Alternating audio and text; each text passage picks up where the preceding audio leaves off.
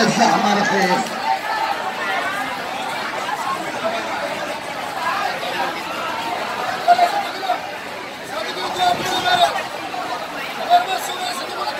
Kurma dalam kalung 1 kilo 25.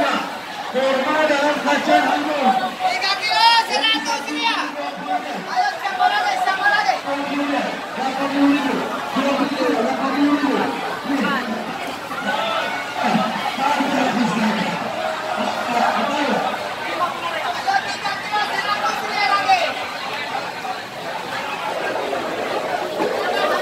Makan gratis, makan tidak bayar.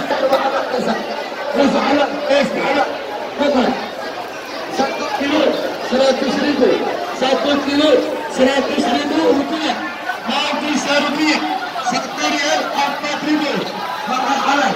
Ini promo dalam makanan halal.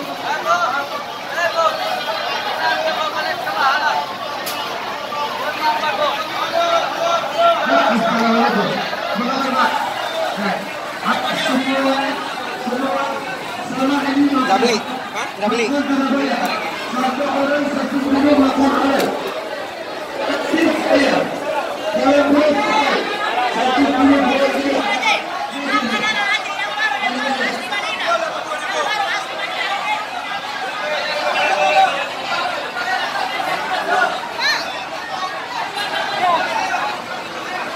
Ini kurma nama madu.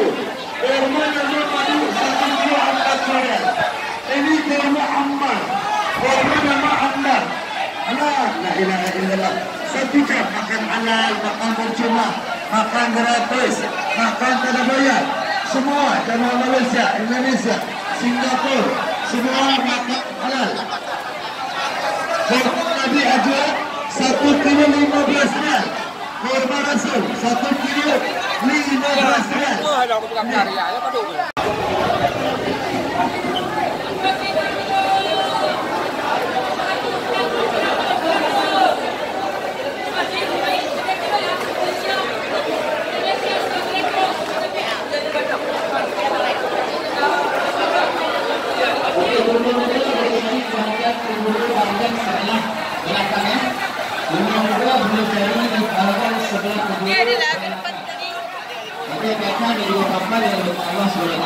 Kurma Nabi Ajwa ya. Baru-baru diskon tu. Tengok berbagai macam jualan yang diletakkan di dekat masjid, insyaAllah.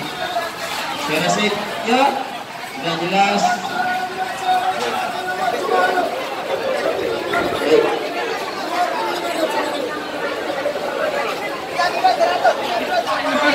Satu kilo 40 rial. Kurma nama ammar. Ada kurma Maria Muhammad Susabah. Ini kurma Maria ini 1 kilo 25. Abdurrahman Jabbar. Susabah. Makan bercuma, makan gratis, makan halal. Makan kalau bayar. 1